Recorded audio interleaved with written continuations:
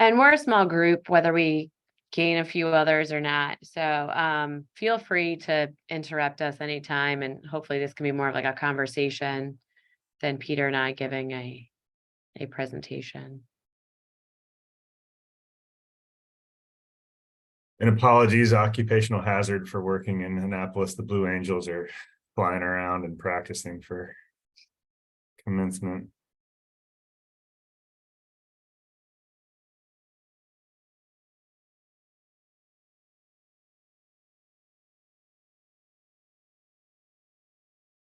Okay. Well, it looks like this is where we're at. Hi, my name is Rebecca Shepard. I'm here with Peter Huckabo, and we are tax attorneys. And just in case you missed our last presentation to you folks, essentially Peter and I were tax defense, tax controversy attorneys up until the beginning of the pandemic. And we would work with our clients that were kind of on the bubble of viability to get them into compliance, whether it was payroll tax audit, sales tax, income tax, any type of adversarial experience they were having with the government. We would step in. When COVID hit, we knew they weren't going to be able to maintain their operations, and so we dug down deep into the CARES Act and worked through all of the issues of PPP with them. In the beginning, you couldn't use PPP and ERC together, and so we worked on PPP. And then in December of 20, Congress changed its mind and said, actually, we can use these two programs together. You just can't use the same dollar twice. And so we were able to go back to our clients and get them this lucrative tax credit, the ones that were eligible. And it made all the difference in the world. It paid off all of their liabilities. It gave them some extra money on top of it. It really changed the game.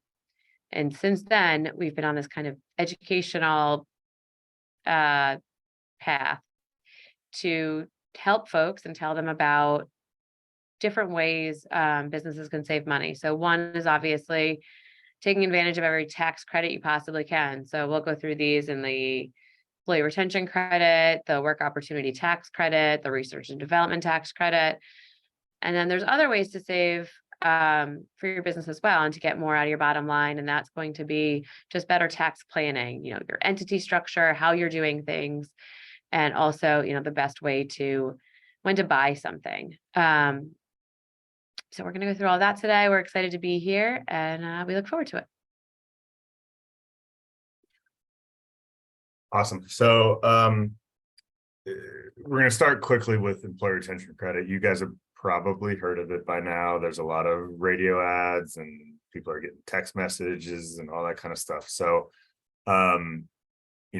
if you've claimed it already, that's great. Just want to make sure that, you've worked through some of the tough stuff because this isn't easy. There's sort of some clear eligibility stuff, and then there's some very unclear eligibility stuff. And the IRS has started, putting out warnings. So part of effective tax planning is making sure that what you've already done, you've done correctly. So we're just going to run through the eligibility, how you get to be an eligible employer, and talk through some of, the messy issues. But IRS last October came out with a warning to say, look, some third parties are taking improper positions related to taxpayer eligibility for and computation of the credit. And they have been sort of repeatedly hammering that point for the last couple of months now, to include putting ERC on the dirty dozen list.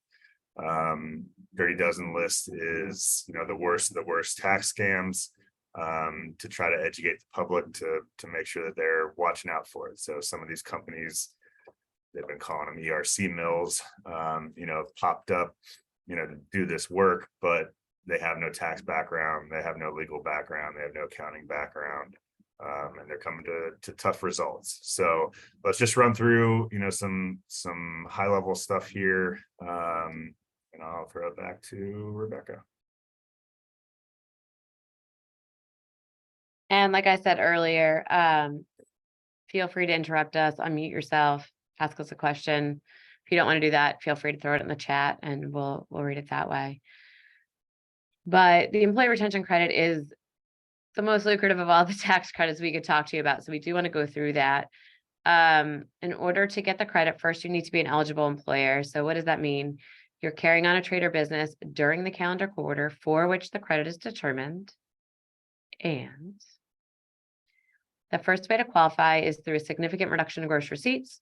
So for 2020 compared to 2019, it's a 50% reduction. For 2021, it's a 20% reduction.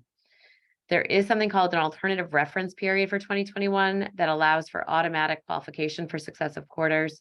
So think Q1 went down by 22%, Q2 goes up by 5,000%. You're still going to be eligible for that extra quarter.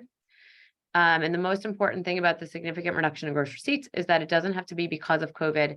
It can be for anything. If somebody closed locations, if you lost a contract, that can make you eligible for this credit. The other way to qualify, and this is where Peter and I spend most of our day, is through a full or partial suspension of trade or business operations. So the operation of the trade or business is fully or partially suspended during the calendar quarter due to orders from an appropriate governmental authority limiting commerce, travel, or group meetings due to the coronavirus disease 2019. So first you need an order. It has to be federal, state, or local. It has to be because of COVID-19. The portion of your trade or business is fully or partially suspended must be more than nominal, which is a fact and circumstances test. And for a full or partial suspension, you are looking back into 2019 because you have nothing to compare it to in 2020 or 2021 because it's not there anymore. So you're looking at 2019. Was that portion of your business more than nominal? If so, then you're going to qualify. So the most concrete test is that gross receipt test. The less concrete test is this nominal portion test. And then we get a little squishier still with something called the nominal effect test. And what that is when you go from suspension of operations to a modification of your operations, meaning you can be open, but there's some restrictions on your ability to provide goods and services. You need to determine whether or not that ability is impacted by more than 10%.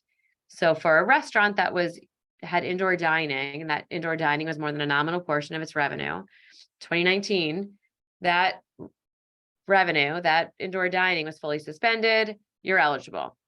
Now, when it comes back open and you go from 20 tables to 10, because you've got to space everybody out and have indoor increased sanitation and things like that, now you're looking at whether or not losing those 10 tables and increasing other things that might reduce your efficiency, right? Like increasing sanitation and that kind of thing, whether that has more than a nominal effect on your ability to provide goods and services. And now you're looking at your whole operation. You're looking at DoorDash, you're looking at delivery, curbside pickup, everything that kind of is all encompassed. Any modifications you made to deal with COVID, you didn't have drive-through before and you added one. Now you're looking at that in terms of your revenue.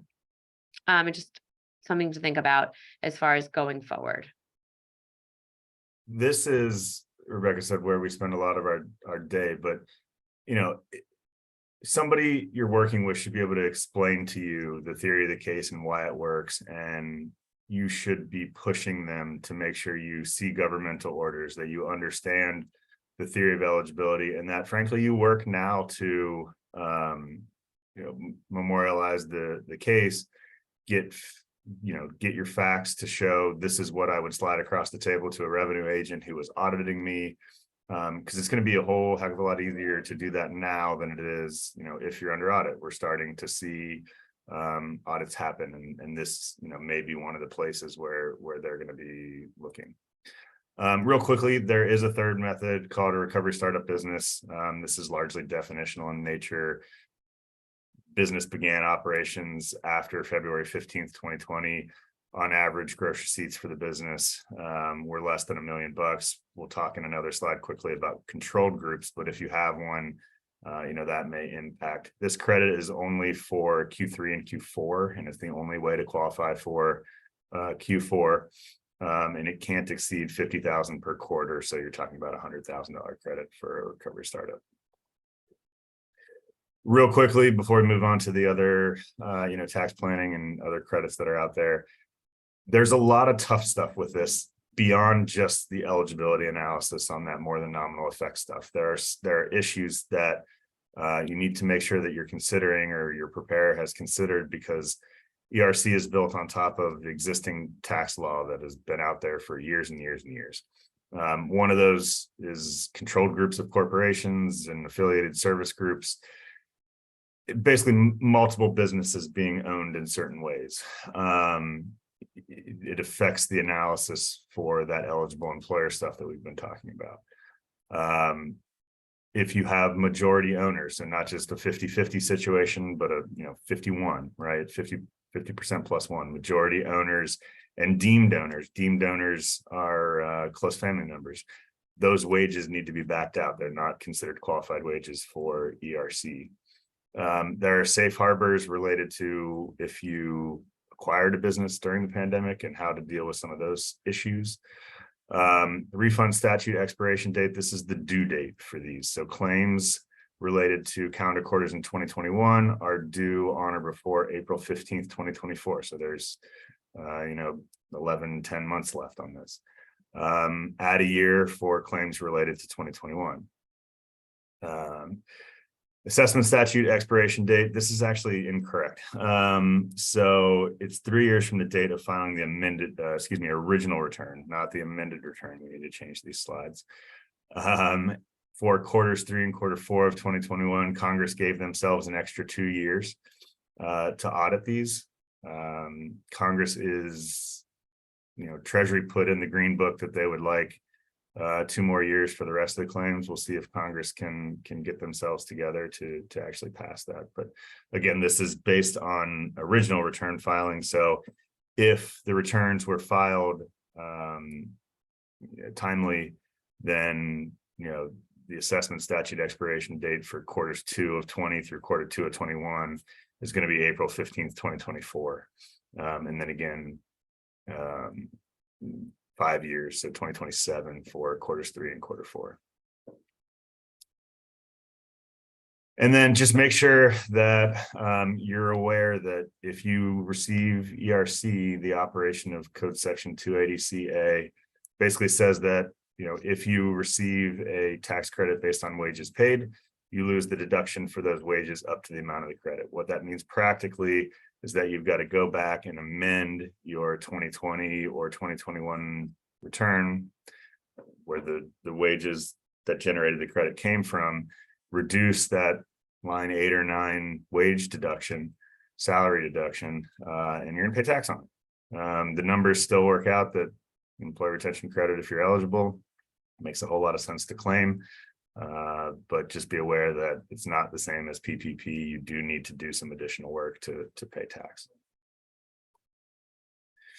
All right, we can pause if anybody has questions about ERC. Otherwise, I will move on to the work opportunity tax credit. Do you guys want to put in the chat like what kind of businesses you have? Because then might be helpful for us to make sure that we're like hitting on stuff that's relevant. You don't have to, but we'll keep going, but while we go, maybe. All right, so work opportunity tax credit. This is something that existed pre-pandemic, but was scheduled to expire, and then it was extended by the Relief Act, which interestingly enough also sort of set fire to ERC. But it is for wages paid people who began work on or before December 31st, 2025. Big picture, what is it? It's a federal tax credit available to employers for hiring and employing individuals from certain targeted groups, and we'll talk through what those groups are. But they're largely groups who have faced barriers to employment. The credit is based on a percentage of wages paid to certain classes of employees. Generally speaking, the maximum amount of the credit is $2,400 per employee. It can be as high as $9,600 per employee. So it has to do with what the cap of the qualified wage is. So formulaically, it's 40% of qualified wages most of the categories, and I think there's 12 or 15 categories. Most of the categories are capped at $6,000. 40% of 6,000 is 2,400. In certain circumstances, that cap goes up. So a qualified veteran with a service-connected disability and at least 6 months of unemployment within the 1 year preceding the hiring date. Like, devil's in the details here, but if that's someone who you hire and employ, that qualified wage goes up to 24,000, and you receive a credit of 9,600 for that employee. So this is different than PPP, ERC, which is, refundable. You got to check. In this situation, the credit offsets federal tax liability. It's a credit, so it's still dollar for dollar. So it's much more valuable than, deduction that is, reducing taxable income. This is actually offsetting the tax liability. So just quickly, and we're happy to provide the slide deck once we change that original versus amended return reference. So we won't go through all these in detail, but you're looking veterans, ex-felons, something called a designated community resident, vocational rehab referral, qualified summer youth employees, SNAP recipients, SSI recipients, long-term family assistant recipients, and qualified long-term unemployment recipients. Like I said earlier, the devil's in the details. Mechanically, you have to do certain things to claim this. So first of all, an employer must pre-screen and obtain a certification from the appropriate designated local agency, also called a state workforce agency. In Maryland, that is the Department of Labor. There's a specific person who's running this program, and if you need their contact information, we can connect offline. But how to pre-screen? So it's important the timing on these, and we'll go through. You got to do it in the right order, and then you have to submit it in a certain amount of time. So on or before the day that a job offer is made, you've got to pre-screen the applicant. Pre-screening is done on Form 8850. This is an IRS form. You can Google it. But there are 4 dates that must be provided on that Form 8850 that then is submitted to the state workforce agency. So first of all, you need the date that the applicant gave you information about them being a member of a targeted group. You have to have the date that the applicant was offered the job, the date the applicant was hired, and the date they started the job. And notice that these have to occur in certain orders. So again, mechanically, you just need to make sure that you're following the program rules. The pre-screening notice must be submitted within 28 days of the individual beginning work. So after the certification is received, then you're off to claiming the credit.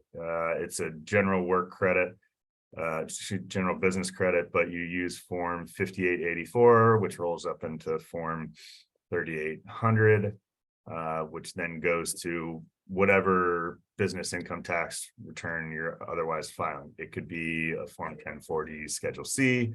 If you're a sole proprietor, it could be a 1065, 1120, 1120S. Then this last point, reinforces it's different than ERC. So we start with ERC because it's by far the most lucrative tax credit we've ever had. This one's not bad though, right? You're still offsetting tax 1-to-1.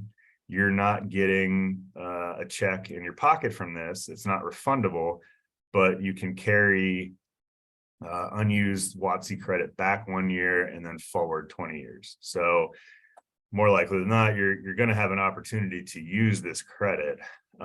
It's just going to work in a different way, and it doesn't actually come into your bank account. But if you're hiring folks that line up to those 12 categories, 10, 12, I don't know how many it was.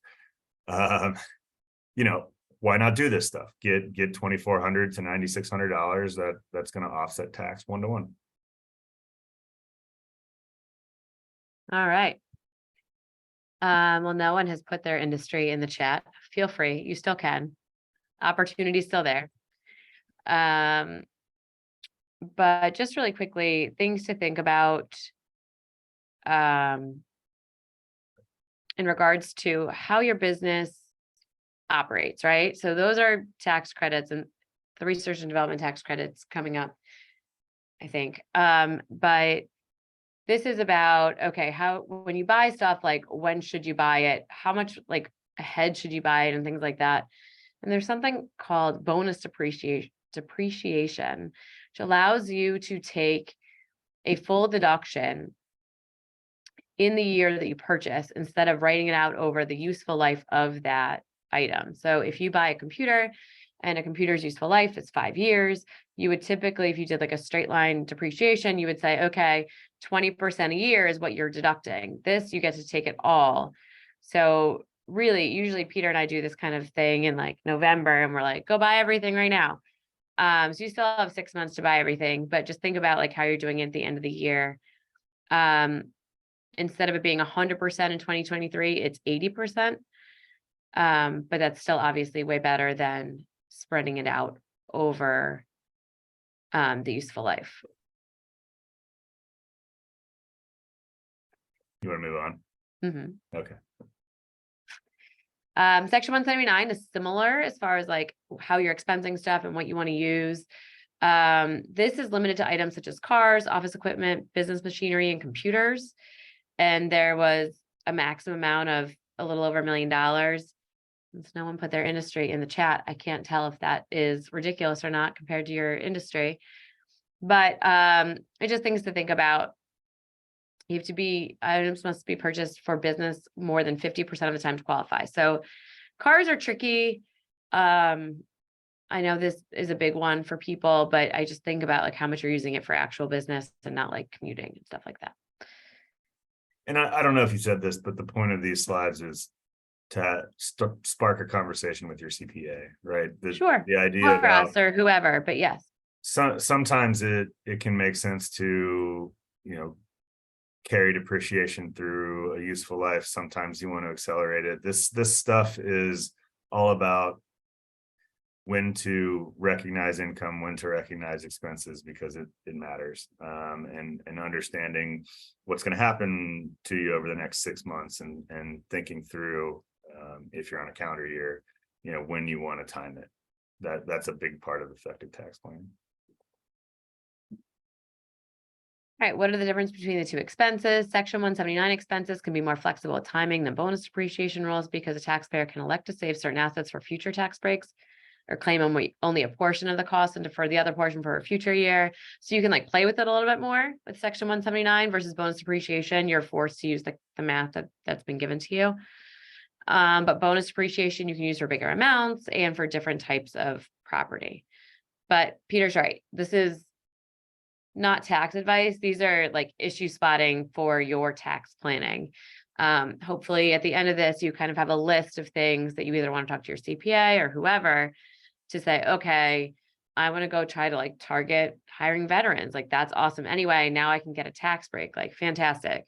I also need to buy a car for my business, not to commute. So, how should I expense that? That kind of thing. The research and development tax credit. So now we're going back to tax credits. The research and development tax credit is a federal tax credit available to organizations that invest in qualified research and development activities. The credit provides dollar-for-dollar cash savings for performing activities related to the development, design, or improvement of products, processes, formulas, or software. So we include this because a lot of people think of R&D is for like tech companies or for like patents and things like that.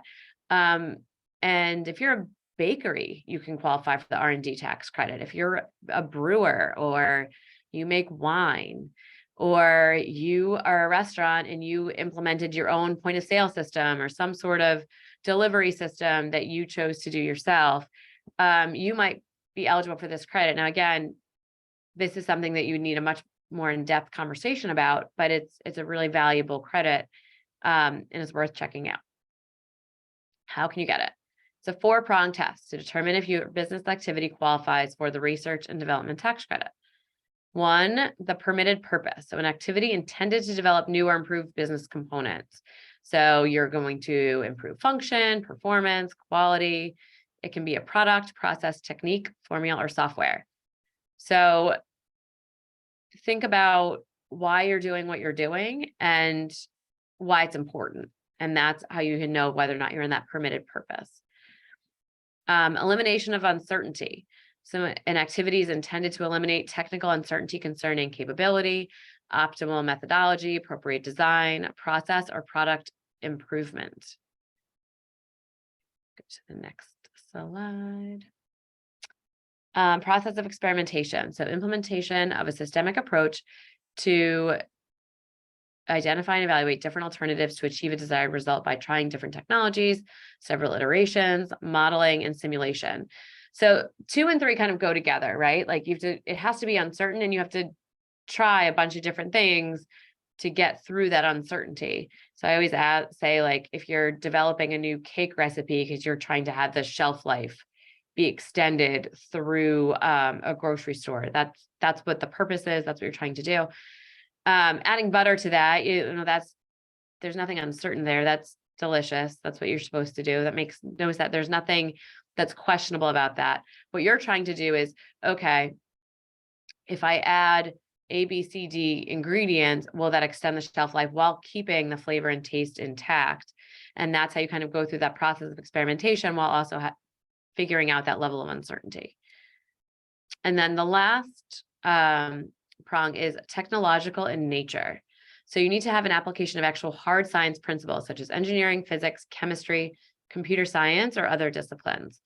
So obviously baking and cooking and things like that, you're using a lot of chemistry. Whether or not you're developing an app or like how that's going to work would be through computer science and that type of technology. But it's interesting to think about the research and development tax credit in a non-tech purpose. Usually tech companies are pretty good about figuring this stuff out. But if you have a different kind of company, think about what you're doing, what kind of problems you're trying to solve, and how you're going about doing that. And it's possible that you might have some of your operations that could be subject to the research and development tax credit.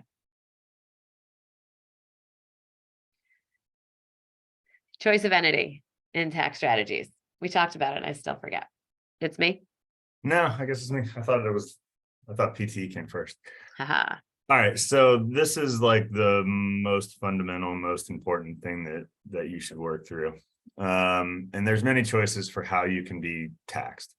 The IRS, well, first of all, sole proprietorship and a single member LLC is, the simplest thing. You hang out a shingle and you're off to the races.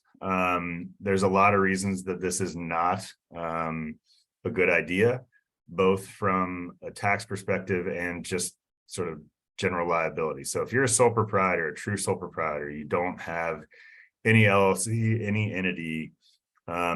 If something goes sideways and somebody sues you, they can get at everything you have, whether it is related to the business or not. So from a protection standpoint, and to protect yourself, at a minimum, you're going to want to have an LLC or some entity between you and the business, personal and business.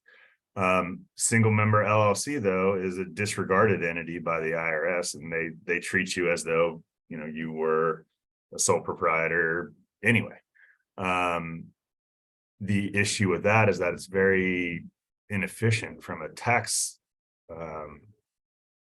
Perspective. place, because you're paying both income tax and self-employment tax. Next step up is a multi-member LLC or a partnership, general partnership. Also relatively tax inefficient because of the same reason. You're paying self-employment tax because of the relationship of a partner to a partnership, and then you're also paying income tax. So then the more tax efficient choices are corporations. C corporations, though, are subject to double tax, meaning both the corporation is paying tax on income it earns, And then the shareholder is paying tax on dividends when distributions are coming out. Even though TCJA, Tax Cuts and Jobs Act from the Trump era, reduced tax rates on C Corps, it still is most efficient to be an S Corp. But S Corp, they're going to make you work for it a little bit to get to that efficiency. So S corporations are favored because you are only paying tax on, you're only paying income tax on pass-through income. The rest of it is subject, you're not paying self-employment tax like you would be in a partnership or in a sole prop or a single member LLC.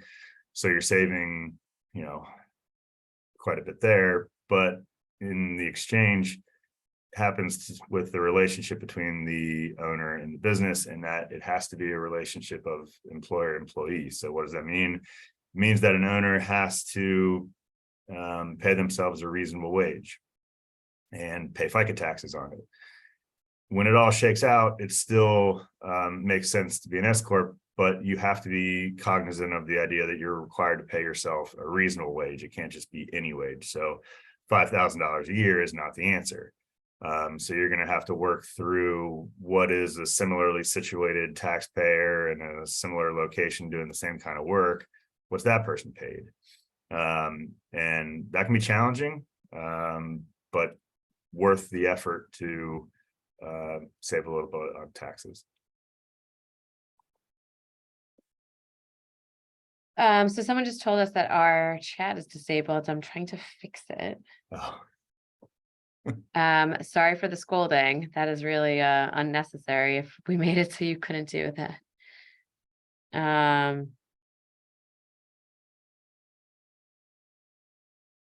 Anyway.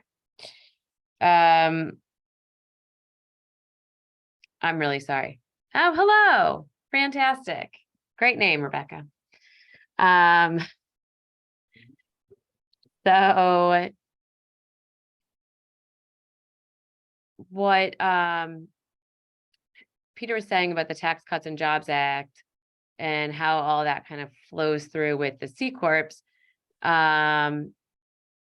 There's also like another reason that people care about the type of entity that you have, especially here in Maryland. For those that remember, 2016, which it feels like a million years because of COVID and everything else, you actually used to be able to deduct all your real estate taxes, all your state and local income taxes on your Schedule A, on your 1040. What a great time. Then the Tax Cuts and Jobs Act came through and said, okay, there's a $10,000 maximum now. So what did people do? So blue states kind of freaked because they were all worried that everyone was going to flee to Florida or Delaware or someplace like that, where the tax burden is not so high because you're increasing people's taxes by a pretty big rate in those states because of that policy. Now, what Maryland did was said, okay, if you have a pass-through entity like an S corporation or a partnership, what you can do is you can pay the tax on behalf of your members or your partners at the entity level. So say you're going to owe $20,000 in state income tax in 2023, your entity can pay that for you, take the deduction at the entity level. It'll be subtracted out of your K1, and then you're starting at a lower number. So it doesn't solve us non-business owners. It doesn't solve that problem, but it does really help people who have pass-through entities.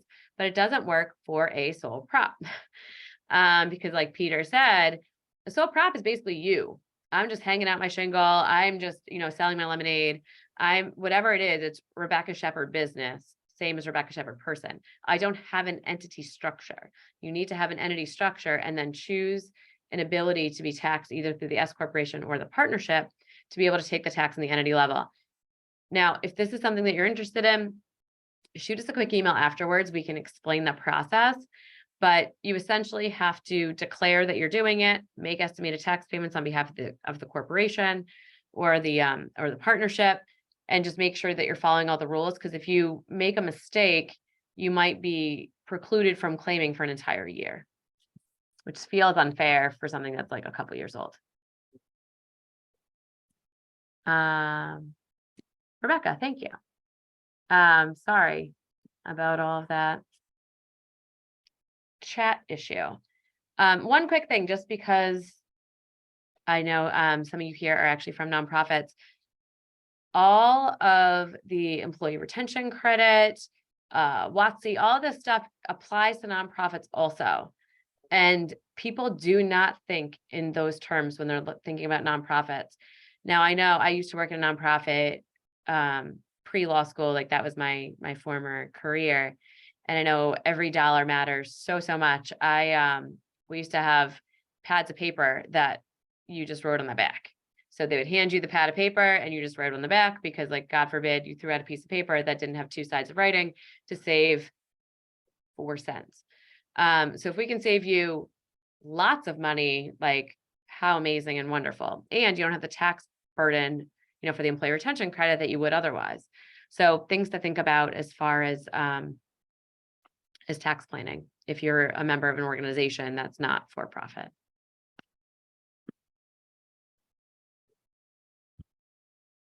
That's our presentation. Does anyone have any questions about what we went through?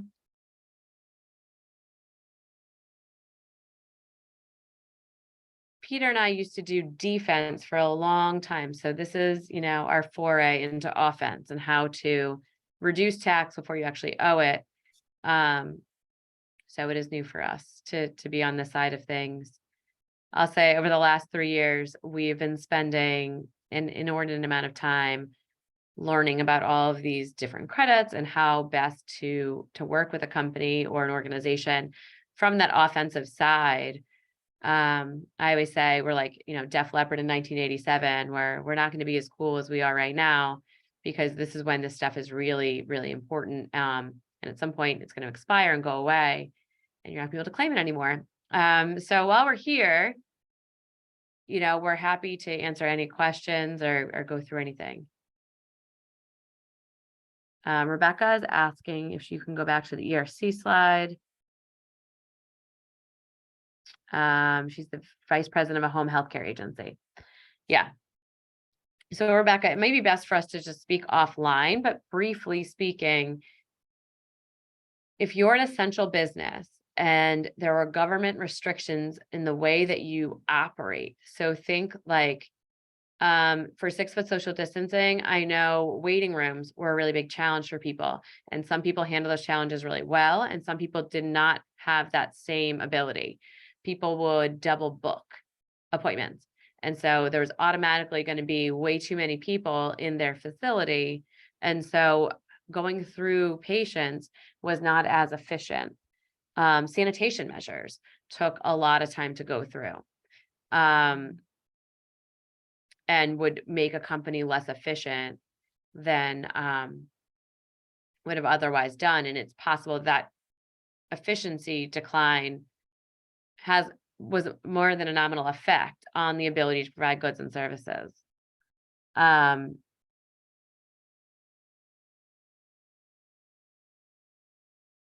Rebecca, why don't I reach out to you separately and we can just have a little chat? I think that would make the most sense. So that way I can just go through the factors with your own situation. Okay, perfect.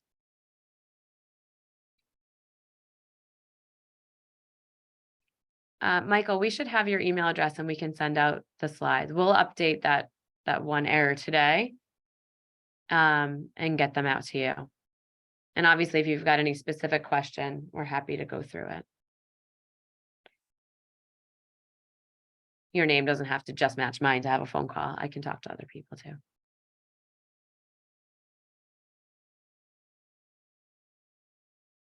Okay. Are there any other questions?